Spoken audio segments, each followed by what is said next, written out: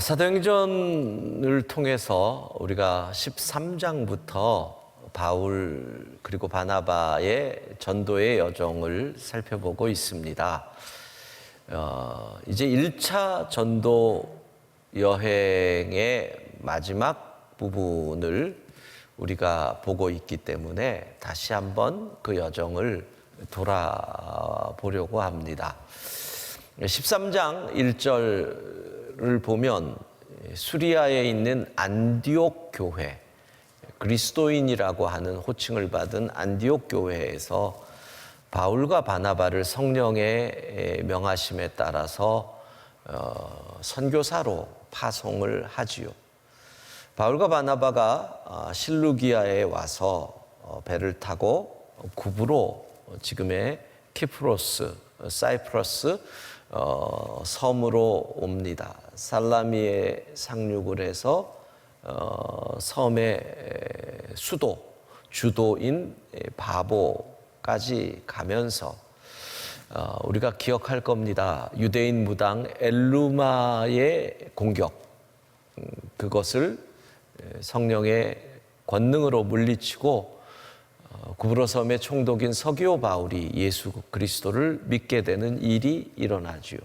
그리고 버가, 밤빌리아 지방의 버가라고 하는 도시에 도착을 합니다.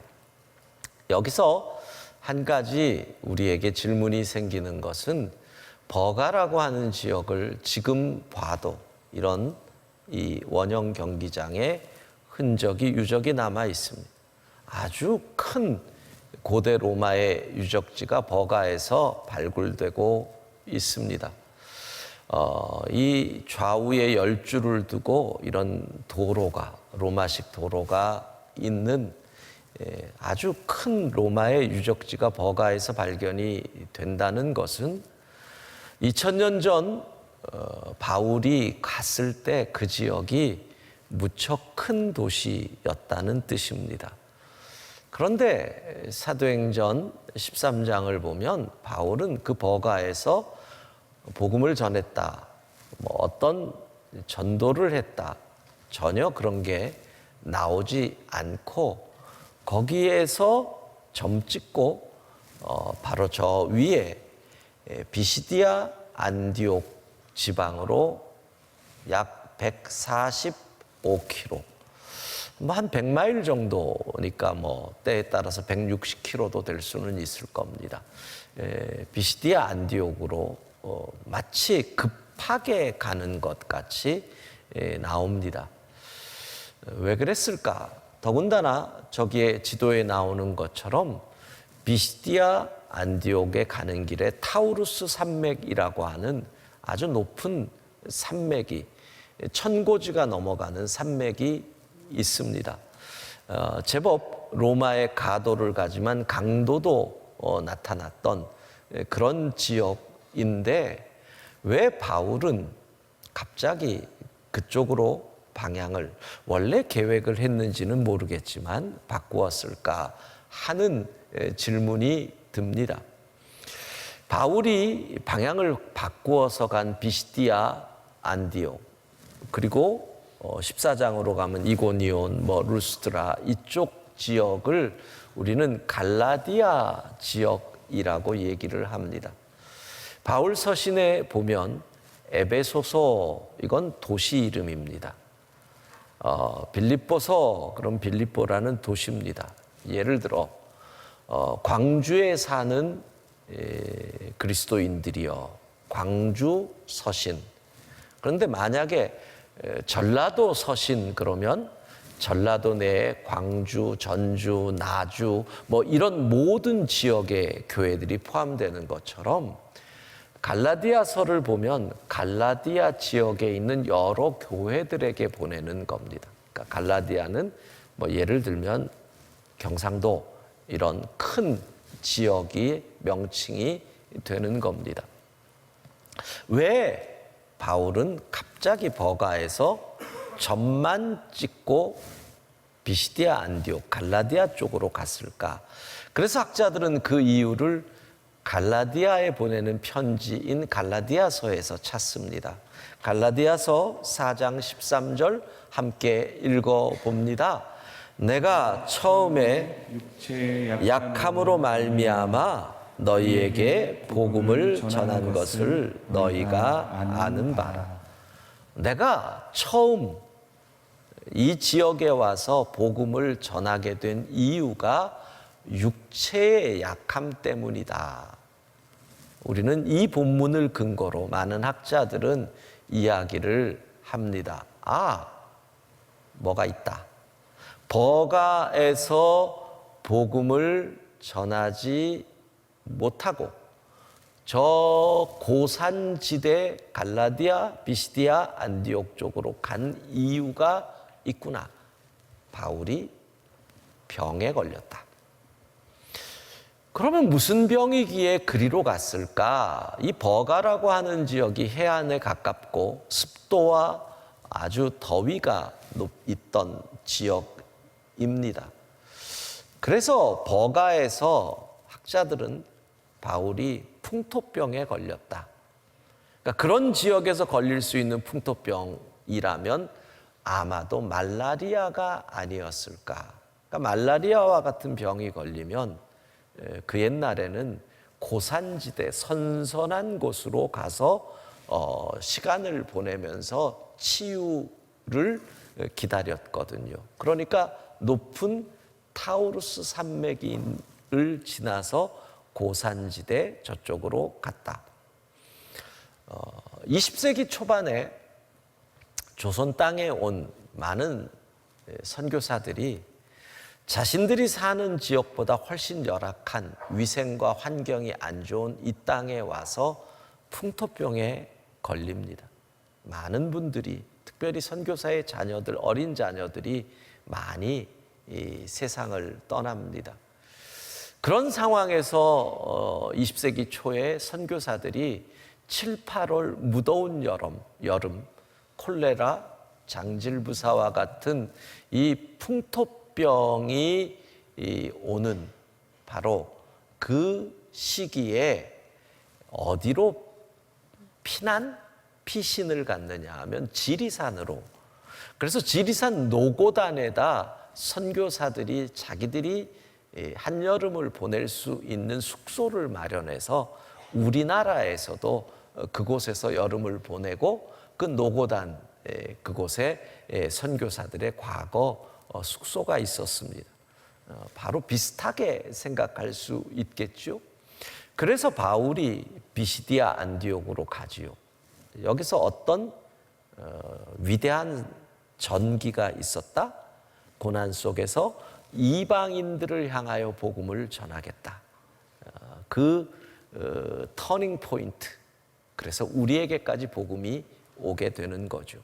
그러나 그 비시디아 안디옥에서 고난이 다가오지요. 역시 이방인과 유대인들이 바울과 바나바를 핍박해서 급히 도망가는 곳이 이고니온입니다. 그게 바로 오늘 읽었던 사도행전 14장 1절부터 7절까지의 내용이 이고니온입니다. 한 150km 정도 떨어진 동네로 도망을 갑니다. 그런데 이고니온에서는 제법 시간을 보낸 것 같죠. 14장 3절을 보면 두 사도가 오래 있어 이렇게 되어 있습니다. 그 말은 최소 몇 개월 이상은 그 지방에서 바울과 바나바가 시간을 보냈다. 지금 말로 하면 제자 훈련 시켰다. 이렇게 얘기할 수 있을 겁니다. 그곳이 이고니온입니다. 그런데 여기서도 똑같이 사람들이 이방인과 유대인이 합세해서 바울과 바나바를 핍박한 돌을 던지고 그들을 해하려 하는 그 시도 때문에 급히 도망을 가지요. 그게 어디입니까? 루스드라. 오늘 본문의 배경이 되는, 가깝습니다. 30km 정도니까. 그래서 이 루스드라에서 세 가지 사건을 기억을 해야 됩니다. 오늘 우리가 볼 태어나면서부터 걷지 못했던 장애인을 고치는 사건, 그래서 다음 주에 볼 그 일로 인해서 루스드라 성의 사람들이 바울과 바나바를 신이 인간의 모습으로 온 것처럼 생각을 했다. 바나바는 제우스다. 바울은 많은 여성분들이 좋아하는 에르메스다. 이렇게 생각을 하는 일, 해프닝과 같은 일 속에서 바울이 전했던 복음. 그리고 또 한 가지 일이 이 루스드라에서 바울과 바나바가, 특별히 바울이 돌을 맞아서 거의 죽은 줄 알고 성 밖으로 버리는, 왜 이런 일이 벌어집니까? 이고니온이랑 가깝거든요. 그러니까 이고니온에서 바울을 죽이려고 했던 사람들이 루스드라로 쳐들어온 겁니다. 가까우니까. 물론 그 사람들의 출발은 비시디아 안디옥에서부터 온 사람들도 있습니다. 그 무리들이 눈덩이가 굴러가면서 더 커지듯이 커져서 루스드라로 와서 거기 있는 반대자들과까지 합쳐서 바울을 향해 돌을 던지는 일들이 벌어진 거죠. 그래서 루스드라에서 또 도망간 곳이 더베가 되는 겁니다. 그러니까 1차 전도 여행은 여기까지이면서 바울이 다시 역으로 돌아갑니다. 돌아가다 보면 구브로에서 온 버가까지 다시 갑니다. 여기서 중요한 게 14장 25절에 보면 버가에서 바울이, 바나바가 말씀을 전했다, 이렇게 표현이 되어 있습니다. 그 말은 처음에 그곳에서 병에 걸려서 버가를 점 찍고 지나갔기 때문에 굳이 다시 그곳에 가서 말씀을 전하고 자기들을 파송했던 수리아의 안디옥 교회로 돌아가는, 이게 바로 바울의 1차 전도 여행의 여정이 되는 겁니다. 자, 그러면 오늘은 우리가 루스드라 지방에 있었던 일, 나면서부터 걷지 못한 장애인을 하나님의 능력으로 고치고 일으키는 일을 통해서 우리에게 주시는 하나님의 메시지에 귀를 기울이려고 합니다. 가끔 성도들 가운데서 학교 선생님이신 분들과 만나서 대화를 할 때가 있습니다. 제가 선생님들을 만나서 대화할 때 물어보는 질문 가운데 이런 게 있습니다. 학교에서 한 반에 20명, 30명 되는 아이들을 놔두고 수업을 진행할 때 이 아이가 정말 선생님의 수업에 집중하는지, 아니면 겉모습은 듣는 것 같은데 딴 생각하는지 선생님은 보고 아시나요? 모르시나요? 이 질문을 합니다. 그러면 선생님들 가운데 19분이 이렇게 대답합니다. 에이, 목사님, 딱 보면 압니다. 선생님만 그럴까요? 설교를 듣고 있는 성도들을 보면 목사도 딱 보면 압니다. 저분이 듣고 있는지 딴 생각하는지 몸만 있는지. 왜 이 말씀을 드리느냐? 바울은 그것을 보았습니다. 14장 9절 함께 읽도록 합니다. 바울이 말하는 것을 듣거늘 바울이 주목하여 구원받을 만한 믿음이 그에게 있는 것을 보고, 바울이 나면서부터 장애인이었던 그 사람이 보였습니다. 어떻게 보였을까요? 물론 그의 장애가 있음으로 인해서 바울의 눈에 띄었을 수도 있는데, 오늘 성경은 바울이 말하는 것을 들었다, 그냥 들었던 것이 아닙니다. 선생님의 눈에 수업에 집중하는 아이가 보이듯이 바울의 눈에 말씀에 집중하는 한 사람이 보인 겁니다. 말씀을 사모하는 사람이 보인 겁니다. 말씀을 기대하는 사람이 보였던 것입니다. 여러분, 말씀을 사모하며 뜨겁게 가슴이 타올라서 바라보는 사람, 귀 기울이는 사람은 결코 눈에서 사라지지 않는 겁니다. 제 눈에도 말씀을 사모하는 성도가 정확히 보입니다. 오늘 예배에 참여한 영광의 성도 여러분, 각 가정에서 온라인으로 예배하시는 분들, 지금 주의 말씀에 귀 기울이고 계시는지 모르겠습니다. 왜냐하면 코비드19 이 상황이 우리의 예배를 많이 흔들어 놓았기 때문에 그렇습니다. 무슨 말이냐? 예배를 드리며 말씀에 집중할 때 우리의 마음을 나누어 놓는 일이 코비드19 이 시대에 유혹으로 우리에게 다가오고 우리는 그 부분을 쉽게 타협하게 되었다는 겁니다. 자, 지난 화요일 저녁 가을 특심인데 특심이 무엇하고 한판 붙게 됐어요? 레바논과의 월드컵 축구 예선하고 한판 붙었잖아요. 똑같은 시간 저녁 8시 강적을 만났습니다. 네. 물론 별 관심 없는 분들은 이렇게 얘기하지요.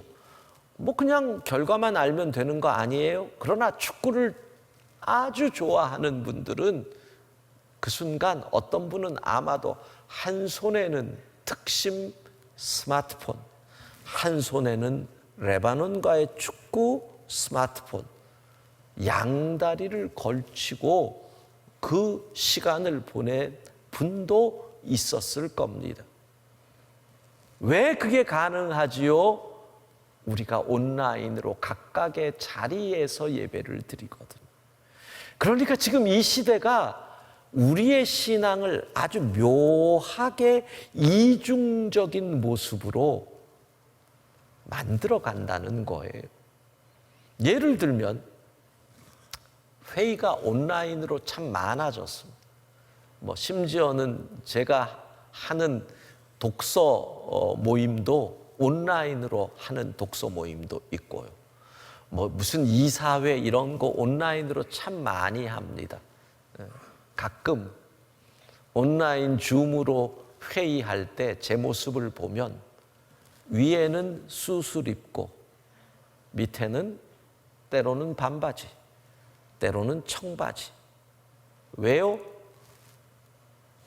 화면에 보이는 건 요만큼만 나오니까. 이게 뭐예요? 보이는 것만 제대로 보이면 된다. 그러니까 우리도 모르는 사이에 이런 이중적인 모습에 적응하고 있는 거라는 말씀입니다. 그러다 보니까 하나님의 말씀을 듣는 순간에도 우리의 삶의 자리에서 집중하기보다 내 마음이 나뉘는 경우가 많이 있다는 겁니다. 그래서 오늘 루스드라 성에서 장애를 가지고 말씀에 집중했던 한 사람을 통해서 하나님은 우리에게 말씀하시는 겁니다. 예배자가 어떻게 말씀에 집중해야 하는지를 우리에게 말씀하고 계시는 겁니다. 왜 바울이 그 사람을 볼 때 이런 표현이 나옵니다. 구원받을 만한 믿음이 있는 것이 보였다. 구원받을 만한 믿음, 무슨 뜻입니까? 그 사람이 바울의 말씀에 집중하는 순간 그 말씀이 그 사람의 마음밭에 떨어졌습니다. 그 씨가 뿌리를 내립니다. 그리고 줄기가 나옵니다. 그게 자랍니다. 가지를 뻗습니다. 꽃이 핍니다. 조그만 열매가 맺힙니다. 바울이 본다는 겁니다. 오늘 그래서 우리에게, 예배를 드리는 우리에게 성경은 이 루스드라의 한 장애인을 통해서 말씀하는 겁니다. 말씀을 들어라. 말씀에 집중해라. 말씀을 사랑해라. 말씀에 소망을 두어라. 여러분, 학교 선생님 눈에만 보입니까? 목사의 눈에도 보입니다. 설교를 할 때 어떤 분은 스폰지가 물을 흡수하듯이 말씀을 쫙 빨아들이는 분이 보이는가 하면은요, 어떤 분은 무슨 반사하는 것 같이 튕겨나가는 분도 보이고요, 어떤 분은 말씀이 그냥 물 스쳐 지나가듯이 지나가는 분도 보인다는 겁니다. 로마서 10장 17절 함께 읽습니다. 그러므로 믿음은 들음에서 나고 들음은 그리스도의 말씀으로 말미암았느니라. 말씀을 듣는 일에 마음을 쏟지 않는데 어떻게 믿음이 자랄 수 있겠습니까? 이 시대에 주께서 루스드라 성의 한 장애인의 사건을 통해서 우리에게 하시는 말씀이 이겁니다. 말씀에 집중해라. 문제는 목사의 눈이 너무 좋아서 딱 보면 딴 생각하는 분들이 보인다는 겁니다. 저희가 신학교 때 당시에 소망교회를 담임하시던 곽선희 목사님이 강의를 하는데 한 번은 그러더라고요. 여러분, 그때 신학생 때니까 목회를 하면서 설교를 하면 이상하게 눈에 딴짓하는 분들, 설교 시간에 어떤 분은 이러는 분도 있다는 것. 저는 제주에서 목회할 때 어느 분이 교회가 마음에 안 든다고 저에게 시위를 한 분이 한 분 계셨어요. 어떻게 했느냐면 맨 앞자리 여기에 앉아요. 근데 1부, 2부, 3부, 4부 다 여기에 앉아요. 앉아서 와, 그런 분이 계셨어요. 그러면 목사가 설교를 하는데 이게 되겠어요? 그 앞에서 이러고 째려보고 있는, 저하고 어떤 문제가 있는 것도 아니었거든요. 그랬더니 곽선희 목사님이 그러시더라고요. 그러면 본인은 어떻게 하느냐면 그분을 안 보고 설교를 한다는 거예요. 이쪽 보고 설교를 이제 해야 되는.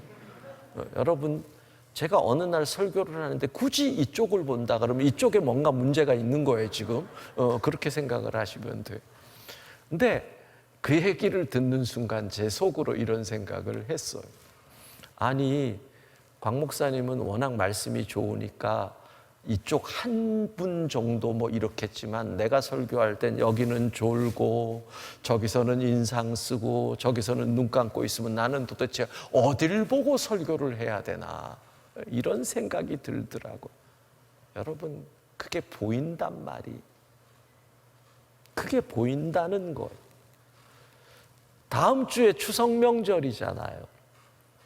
추석 명절이 다가오니까 명절에 우리가 보내는 시간이 꼭 예배 드리는 거랑 비슷하다는 생각이 들었습니다. 특별히 설 명절 때. 자, 할아버지 할머니 집에 아이들을 데리고 설을 보내러 갑니다. 세배를 합니다. 그러면 할아버지가 덕담을 해 주시죠. 근데 연세가 드실수록 할아버지의 덕담이 길어지는 경향이 있잖아요. 그러면 중2병 걸린 손주가 인상을 쓰지요. 그럴 때 두 반응이 나타납니다. 할머니, 할아버지 옆구리를 찌릅니다. 짧게 찌릅니다. 인상 쓰고 있는 자기의 아들을 보고 있는 아버지. 아버지는 할아버지의 말에 인상을 쓰는 아들이지만 그 할아버지가 자기 아버지잖아요. 그러니까 인상 쓰는 아들 때문에 이런 게 올라오죠. 그리고 덕담 시간이 끝나면 세뱃돈을 줍니다. 그러면 인상 쓰던 그놈이 이렇게 입이 벌어집니다. 여러분, 저는 이 설날의 풍경 속에서 예배가 떠오르더라고요. 그러니까 세배를 드린다는 것은 곧 경배죠. 하나님을 찬양하는 것. 그게 세배 드림입니다. 그러면 덕담을 듣는다는 것은 무엇일까요? 하나님의 말씀을 듣는 것으로 한번 생각을 해봅니다. 세뱃돈을 받는다는 것은 무엇일까요? 축복을 받는 것. 이렇게 비유를 해봅시다. 그런데 예배에 오는 분들이 세뱃돈만 생각하는 손주 같다면, 하나님의 말씀을 듣지도 않고 집중하지도 않고 하나님께 경배도 안 드리고 그저 복만 받으려고 하는 중2병 걸린 손주 같다면 우리의 예배를 어떻게 해야 할까요? 몸이 아프거나 건강에 문제가 생기면 나타나는 첫 번째 현상이 뭡니까? 입맛, 밥맛이 없어집니다. 우리의 영적인 건강이 나빠지면 나타나는 첫 번째 현상이 무엇일까요? 말씀에 대한 입맛이 사라집니다. 안 들으려고 하고 잘 들리지 않게 된다는 겁니다. 여러분의 영적인 건강을 체크해 보십시오. 말씀에 대한 여러분의 태도가 여러분의 영적인 건강의 바로메타가 된다는 겁니다. 시편 기자는 이렇게 고백하지요. 함께 119편 103절 읽습니다. 주의 말씀의 맛이 내게 어찌 그리 단지요. 내 입에 꿀보다 더 달다. 사랑하는 성도 여러분, 주의 귀한 말씀이 여러분의 귀에 들리고 그 맛이 꿀보다 더 단 은혜가 있기를 바랍니다. 바울의 눈에 그 사람의 믿음이 보였습니다. 말씀을 듣고 있는 그 사람의 믿음이 보였습니다. 그 믿음을 성경은 구원 받을 만한 믿음, 이렇게 이야기합니다. 구원받을 만한 믿음, 죄의 노예가 되어 죄의 사슬에 얽매여 있던 그 사람이 구원받을 만한 믿음이 있음이 보였다는 겁니다. 나면서부터 육체의 장애를 가지고 육체의 장애의 사슬에 매여 있던 그 사람이 구원받을 만한 믿음이 보였다는 겁니다. 그렇습니다, 여러분. 말씀을 듣는 것에서부터 우리의 믿음이 자라고 구원받을 만한 믿음이 될 그때 하나님의 역사가 임하는 것입니다.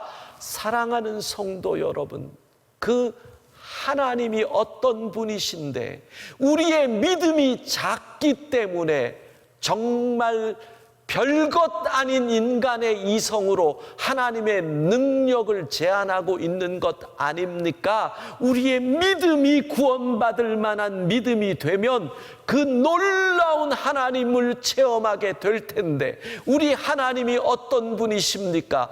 예레미야 선지자에게 하나님이 이렇게 말씀하십니다. 32장 27절 함께 읽습니다. 나는 여호와요 모든 육체의 하나님이라. 내게 할 수 없는 일이 있겠느냐? 우리의 믿음이 구원받을 만한 믿음이 될 때 하나님, 내가 할 수 없는 일이 있겠느냐? 능력의 하나님이 우리를 일으키시는 줄로 믿습니다. 바울은 선포합니다. 그 믿음을 보았기에, 구원받을 만한 믿음을 보았기에 선포합니다. 큰 소리로 외칩니다. 사도행전 14장 10절 함께 읽습니다. 큰 소리로 이르되 내 발로 바로 일어서라 하니 그 사람이 일어나 걷는지라. 아멘. 예수님도 안전뱅이를 일으키십니다. 베드로와 요한도 성전 미문에 앉은 안전뱅이를 곧 나사렛 예수의 이름으로 일어나 걸으라 일으키십니다. 바울도 일으킵니다. 우리가 주의 말씀을 듣고 우리의 믿음이 구원받을 만한 믿음으로 자란다면 오늘 여기에서도 일어나는 역사, 우리를 얽매이고 있는 모든 사슬이 끊어지는 역사가 일어날 줄로 믿습니다. 중요한 게 무엇이라고요? 말씀을 듣는 우리의 태도. 여기가 출발점입니다. 이게 기본입니다. 그래서 우리는 예배에 올 때마다 이렇게 우리의 기본을 체크해야 합니다. 오늘 하나님께서 주의 종을 통해 나에게 말씀하신다. 여러분, 이 기대 없이 예배의 자리에 나오면 오늘 하나님께서 주의 종을 통해 나에게 말씀하신다. 다 같이 시작. 오늘 하나님께서 주의 종을 통해 나에게 말씀하신. 오늘 하나님께서 누구에게? 나에게. 거기서 한 걸음 더 나가면 믿음으로 이루셔도 돼요. 오늘 하나님께서 주의 종을 통해 나에게 반드시 말씀하신다. 그러면서 말씀에 집중하고 사모하고 믿음으로 말씀을 받아들이면 잘하잖아요. 구원받을 만한 믿음이 될 때 모든 것을 하시는 하나님께서 우리를 얽매이고 있는 모든 사슬, 건강, 질병의 사슬, 경제, 가난의 사슬, 관계에 얽혀진 그 사슬, 죄의 사슬, 모든 사슬을 끊으시고 우리를 일으켜 주실 줄로 믿습니다. 말씀에 집중하는 우리 모두가 되기를 주의 이름으로 축복합니다.